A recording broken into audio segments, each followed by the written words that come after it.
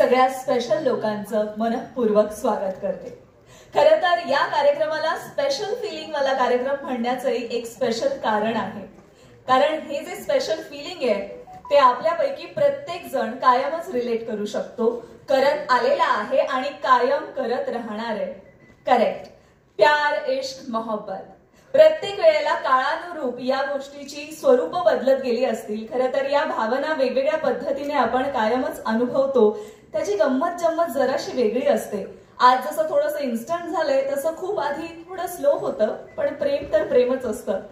प्रत्येक वेळेला ह्याची भाषा बदलली आहे। 143 असू दे किंवा मग बदामात काढलेला बाण असू दे, नाहीतर मग इलू इलू असू दे।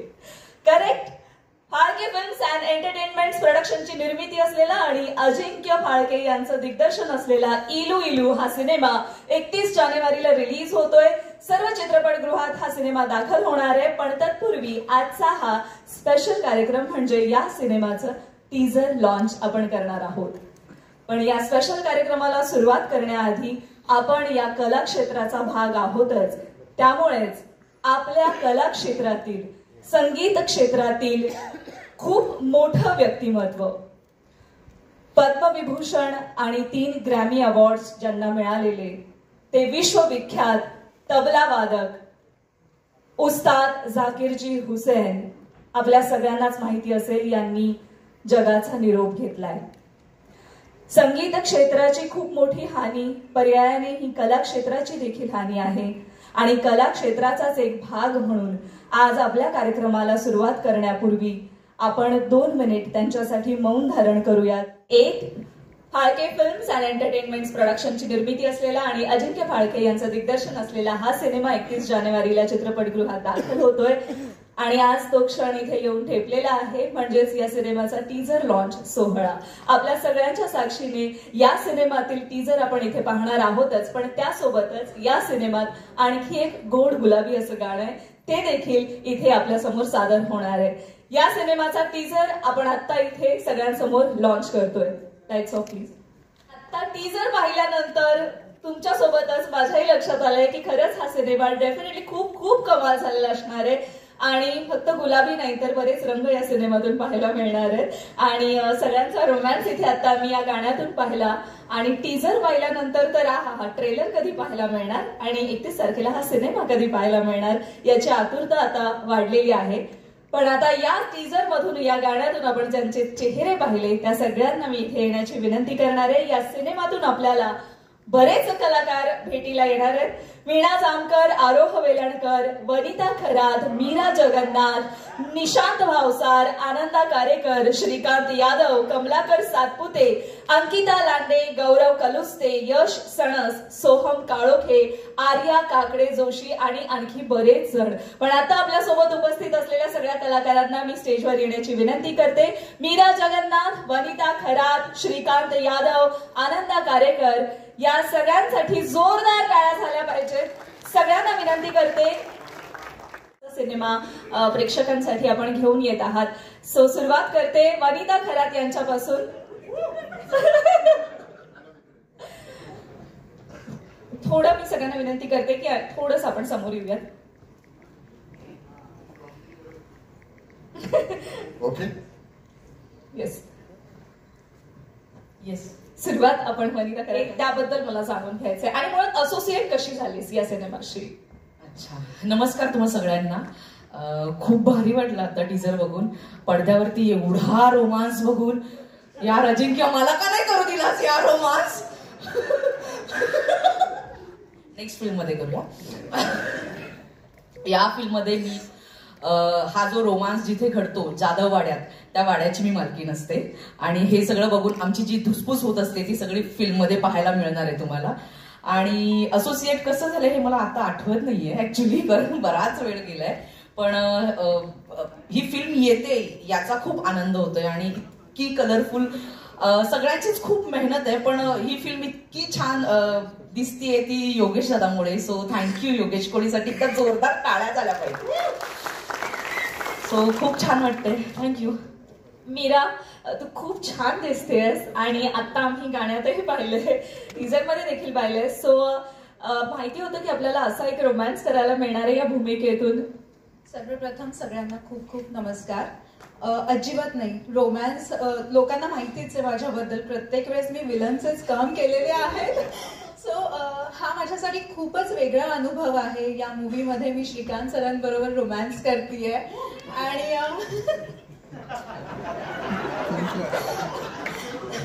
अजून किती चिडवणार आहेत. ठीक आहे.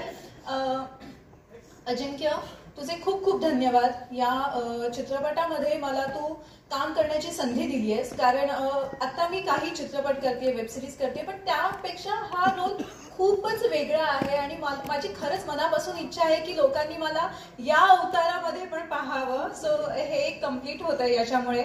आणि अजिंक्य आणि आमच्या पूर्ण टीमने खूप खूप मेहनत केलेली आहे. खूप मेहनतीने काम सगळ्यांनी केलेलं आहे. सो 31 जानेवारीला सगळ्यांनी प्लीज प्लीज मूवी पहा. चित्रपटगृहात जाऊन नक्कीच हा सिनेमा. चित्रपटगृहात जाऊन. आनंदा गारेकर, आपल्या भूमिकेबद्दल आपण काय सांगणार? म्हणजे प्रत्येक शाळेमध्ये विविध विषयासाठी मास्तर असतात, म्हणजे गणित, भूगोल, तसे पीटीचे सुद्धा मास्तर असतात. ते सगळे स्पोर्ट्स पण घडवत असतात.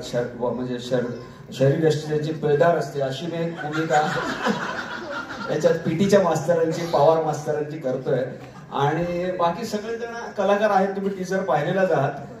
त्यामुळे म्हणजे ही आता माझी सुद्धा वेगळी भूमिका तुम्हाला त्यात बघायला मिळेल अशी मी आशा करतो, पिळदार शरीर यष्टीची. आणि ज्या सिनेमाबद्दल म्हणजे सांगायचं म्हणजे आता अजिंक्यने ही फिल्म म्हणजे आता तुम्हाला टीजर बघितल्यानंतर कळेलच, बाकी इतर सगळ्यांनी बोलून झालेलंच आहे. आता तेच काय परत बोलायचं. आणि खूप छान फिल्म आहे. 31 जानेवारीला रिलीज होत आहे. तुम्ही थिएटरमध्ये जाऊन ही फिल्म आवर्जून बघा, तुम्हाला त्यातलं वेगळे पण बघायला मिळेल.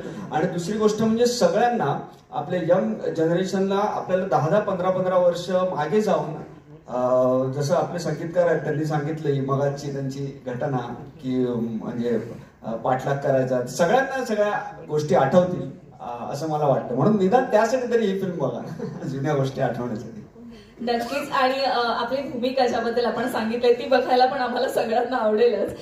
पिळदार पीटीचे शिक्षक आहात आपण, तर खूप खूप शुभेच्छा या भूमिकेसाठी, या सिनेमासाठी देखील. श्रीकांत सर, आत्ताच आम्ही आपला एक कम्प्लीट वेगळा अवतार या सिनेमामार्फत, या गाण्यातून, या टीझर मधून पाहिलाय.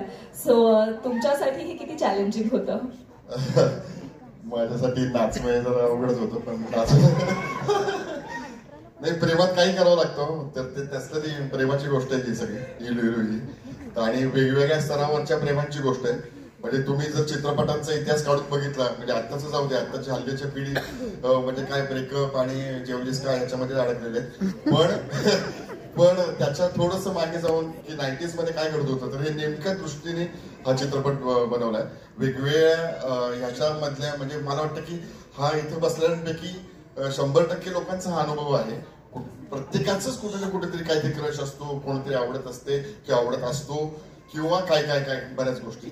तर त्या घेऊन आपण जगत असतो. आपल्याला पुढे भेटेल की नाही माहित नाही. मला आता आमच्या वेळेस माधुरी दीक्षित आणि ह्या सगळ्या हिरोईन्स बद्दल क्रश होता. माहिती नसतं की आपल्याला पुढे ह्यांच्यावर काम करायला मिळेल की नाही किंवा भेटेल की नाही इथपासून. तर तसं काही होऊन जातं. पण काही अप्रोचेबल असतात, पण कधी कधी खूप गोष्टी न बोलल्यामुळे राहून जातात. तर त्या या चित्रपटांमध्ये नेमक्या टिपलेल्या आहेत अजिंक्यने. आणि अजिंक्यचा जो पहिला चित्रपट जरी असला तरी त्याचा चित्रपटाचा अभ्यास खूप आहे. त्याच्याकडे जाऊन त्याच्याच होम थिएटरवरती मी बरेच चित्रपट बघितलेले की त्याचा अभ्यास म्हणून असं म्हणून.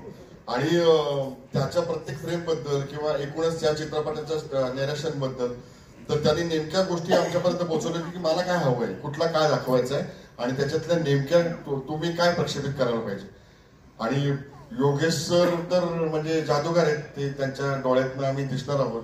त्यांनी आम्हाला खूप छान छान फ्रेम्स तुम्हाला त्याच्यावरूनच मी वेडा झालो की मी एवढा भारी दिसतोय असं म्हणून किंवा हा मी आहे असं इथपर्यंत फरक पडावा.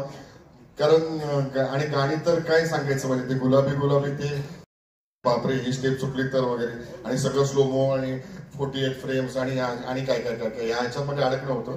पण मीरासारखी सहकलाकार, वीणासारखी सहकलाकार असलं की ते वीणाच्या तालावर नाचले आणि मीराने तालावर नाचवलंय.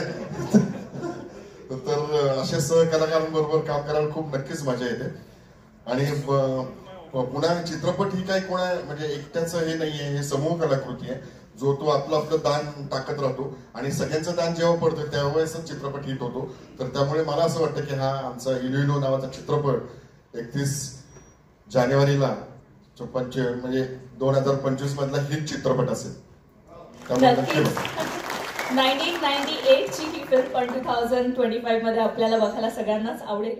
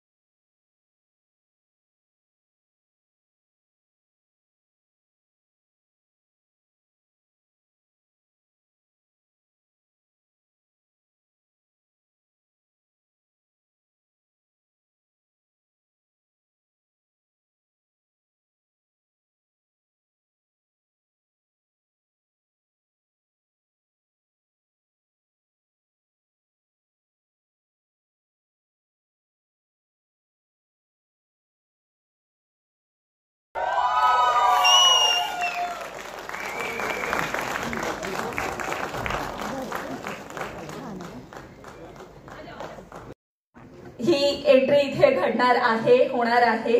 जोरदार टाळ्यांनी स्वागत करूयात या सिनेमाचं खास आकर्षण एली अब्राम यांचं.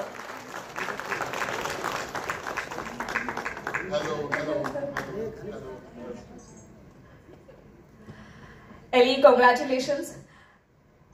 मराठी फिल्म इंडस्ट्री में आपकी एंट्री हो चुकी है. शुरू से बिना प्रैक्टिस आपका एक्सेंट कैसा है कि यू नो कि it should not be very very like okay कि इसको तो 1 साल लगेगा टाइप. सो काफी अच्छा था. और सबको नमस्कार. मराठी में बात करना कितना मेरे ख्याल से आपके लिए ज्यादा हार्ड नहीं रहा होगा. आप हो हार्ड वर्किंग, पैशनेट आपके काम को लेकर, हर बार नई नई चीजें आप सीखती हो. इस फिल्म के लिए आपको कितना एफर्ट्स लेना पड़ा? बहुत सारा एफर्ट्स. एंड मतलब हमने अच्छे से प्लान किया है. जिंकिया हमारा डायरेक्टर जो है इस फिल्म का, अच्छे से प्लान किया है कि केदार जी जो मेरा टीचर था वो हमने बहुत सारे महीने में प्रैक्टिस किया है. वी प्रिपेयर्ड लाइक एटलीस्ट 6 महीने शायद शूट करने से पहले, because I wanted the pronunciation to be correct. वो हमने मतलब शुरू से भी बोला. एक्चुअली जब हम ऑफिस में मिले तो अजिंक्य ने ये भी कहा कि इम्पॉसिबलचं पॉसिबल होऊ शकतं. मला वाटतं खऱ्या अर्थाने वो एली के लिए भी परफेक्ट सेंटेन्स है, बहुत परफेक्ट सेंटेन्स है. एंड शी डिड दॅट की आतापर्यंत तिने वेगवेगळ्या भाषा वेगवेगळ्या सिनेसृष्टीमध्ये परफॉर्म केलेल्या आहे, वेगवेगळ्या गोष्टी अडॉप्ट केलेल्या आहेत. So I think it suits you. इम्पॉसिबलचं पॉसिबल होऊ शकतं. पण आता आम्हाला देखील 2 वाक्य मराठीत ऐकायची आहेत. एक्चुअली हाँ मतलब आई हैव रिहर्स मतलब कुछ लाइन पता नहीं मतलब ऐसी मतलब मैं ऐसी थोड़ा नर्वस हो जा रही हूँ अभी. मतलब बट मुझे ये तो बोलना था कि देखो ब्लैकआउट हो रहा अभी, अरे यार कोई नहीं, डायरेक्टर है आपके साथ खड़े। वन सेकेंड, एक सेकेंड, 1 मिनट। आप रिहर्स कर लो 1 सेकंड के लिए, ये कर लो, मैं तब तक अजिंक्य से कुछ पूछना चाहती हूँ। ऍक्च्युली एक मिस पिंटो म्हणून कॅरेक्टर एली करतीये, तर त्यामध्ये आम्ही एक अशी कॅथलिक टीचर दाखवायची होती की जी गोवावरून आलेली आहे आणि ती शाळेत शिकवणार आहे. शाळेतली मुलं जी आहेत त्यांची जी जुनी इंग्लिशची टीचर आहे ती अशी मारधोड करणारी होती, म्हणजे ती कोणालाच आवडत नाही. आणि अशा शाळेत कॅथलिक कॉन्व्हेंट स्कूलची टीचर ज्यावेळेस शिकवायला येते त्यावेळेस पूर्ण शाळा तिच्या प्रेमात पडेल. तर असं कोण असेल, तर अशा वेळेस मला इन्स्टामध्ये एलीचा एक व्हिडिओ हिंदीमध्ये बोलताना दिसला आणि त्यावेळेस मी मनीषला बोललो की अरे ही आपल्याला चालेल का कास्टिंगला. मग तिथून पुढं आमचं पूर्ण प्लॅन झालं आणि एलीला कास्ट केलं. पण तुम्ही अप्रोच केल्यानंतर अवेलेबल होती एली फॉर फिल्म, और कसं म्हणजे सुरुवात केली? हा, एक 1-2 मंथ्स गेले, त्यानंतर मॅनेजरशी कॉन्टॅक्ट वगैरे झालं आणि एली एक 10-15 दिवसात बोलली की मी ही फिल्म करतेय. क्या बात है. आणि मग सगळा हा कलाकारांचा एवढा ताफा सांभाळणं पहिलंच आपलं वेंचर असल्यानंतर तुम्हाला ते किती सोपं गेलं किंवा जड गेलं? सगळ्याच कलाकारांनी ऍक्च्युली खूप सपोर्ट केला, म्हणजे श्रीकांत दादा असतील, मीरा असेल, वनिता असेल, आनंदा, सगळ्या कलाकारांनी पूर्ण. यांना सांभाळायला लागलं? नाही, यांनी खूप त्रास दिला सेटवर ऍक्च्युली. ते भूमिकेत होते म्हणजे? भूमिकेत होते. ह्याच्यामध्ये सगळ्यात कमी त्रास देणारा हा, याचं नाव राक्षस म्हणून हा कॅरेक्टर करतोय, राकेश विंतळे. तर याला सगळे राक्षस म्हणून पिक्चर मध्ये बोलतात. तर याचं कॅरेक्टर जे आहे एकदम टवाळ मुलगा की जो टीचर पटावी म्हणून चपटी बाबाकडे वगैरे असं नाही का त्याचं सजेशन असतात आपल्या कॅरेक्टरला. वेल, मला वाटतं एली मैं टाइम ले रही हूँ, आप अगर रेडी हो तो बता देना. ओके, जज मत करो. हा, बिलकुल नाही. पहिली मराठी फिल्म एलो एलो लवकरच तुमच्या समोर येणार आहे आणि मी आशा करते की ही फिल्म तुम्ही थिएटर मध्ये जाऊन बघा प्लीज. 31 जानेवारी. हा, खूप छान. म्हणजे स्लो असेल पण परफेक्ट प्रोनाउन्सिएशन होतं आणि मला वाटतं नक्कीच मराठी ऑडियन्स